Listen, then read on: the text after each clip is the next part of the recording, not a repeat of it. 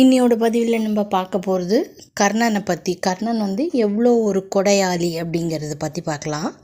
நம்ம எல்லாருக்குமே தெரியும் இல்லையா, கர்ணன் தான தர்மத்தில் ரொம்ப சிறந்தவர் அப்படின்னு சொல்லி. ஒரு வாட்டி என்ன ஆகுதா, கர்ணன், அர்ஜுனர், அப்புறம் கிருஷ்ணர் 3 பேரும் என்ன பண்ணுறாங்களாம், ஒரு நடைபாதை வழியாக போயிட்டுருக்காங்க. அப்போது கிருஷ்ணர்கிட்ட அர்ஜுனர் கேட்குறாராம், கிருஷ்ணா நீ எப்போ பார்த்தாலும் கர்ணன் தான் ரொம்ப சிறந்தவன் தான தர்மத்தில், அவனை மிஞ்சிக்க ஆளே இல்லை அப்படின்னு நீ சொல்கிறியே, அதை நான் எப்படி நம்புறது? அதுக்கு ஏதாவது ப்ரூஃப் இருக்கணும் இல்லையா, என்ன ப்ரூஃப் அப்படின்னு சொல்லி கேட்கும்போது கிருஷ்ணர் சொல்கிறான்னா, சரி ஓகே, உனக்கு அதுக்கு ப்ரூஃப் தானே வேணும், நான் உனக்கு அதை நிரூபிக்கிறேன். நாளைக்கு 2 பேரும் என்ன பண்ணுங்கள், இதே டைமுக்கு இந்த இடத்துக்கு வாங்க அப்படின்னு சொல்லி அனுப்புகிறாரு.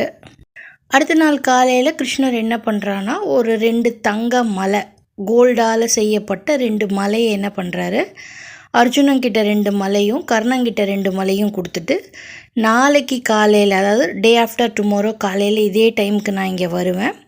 அப்போது இந்த தங்க மலை, இப்போது இது உங்களுது இல்லையா, அடுத்த நாள் நான் வரும்போது இந்த 2 தங்க மலையும் உங்களுதாக இருக்கக்கூடாது, நீங்கள் யாருக்காவது தான தர்மம் பண்ணிடணும் அப்படின்னு சொல்லி போயிடுறாரு. அதே மாதிரி அடுத்த நாள் காலையில் வருது. அப்போது கிருஷ்ணரும் வராரு, அர்ஜுனனும் வரான், கர்ணனும் வரான். அப்போது கர்ணனோட மலையை 2த்தையுமே காணுமா. அர்ஜுனனோட மலையில் மட்டும் 1.5 மலை காலி ஆகிடுதான், இன்னும் 1/2 மலை தான் இருக்கான்.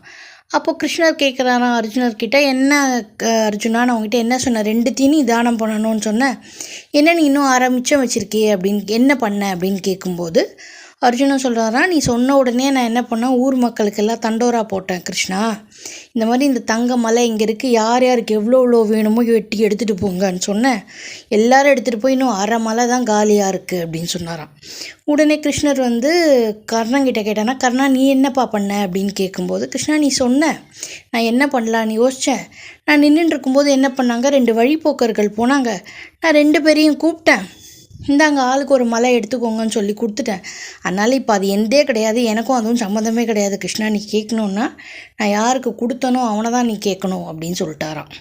அப்போது கிருஷ்ணன் அர்ஜுனர்கிட்ட சொல்கிறாராம், பாத்தியா, கொடுக்கறதுக்கு கூட ஒரு மனசு வேணும், எல்லார்கிட்டையும் இருந்தால் இந்த அள்ளி நம்ம கொடுத்துட மாட்டோம், கிள்ளி கொடுக்கறது தான் மனுஷனோட இயல்பு. ஆனால் கர்ணன் எப்படிப்பட்டவன் அப்படின்னா, கொடுக்கறதுல கூட கர்ணனும் அவன், கொடுக்கறது தான் வள்ளல் அப்படின்னா, அந்த வள்ளலுக்கே கொடுக்கறதுக்கு ஒரு வள்ளல் இருப்பான்ல, அவ்வளோ வள்ளத்தன்மை. ஒரு 2 பேருக்கு அவ்வளோ தங்க மலையே அப்படியே தூக்கி கொடுக்குறான்னா, இப்போ அந்த மனசு எப்படியாகப்பட்டது.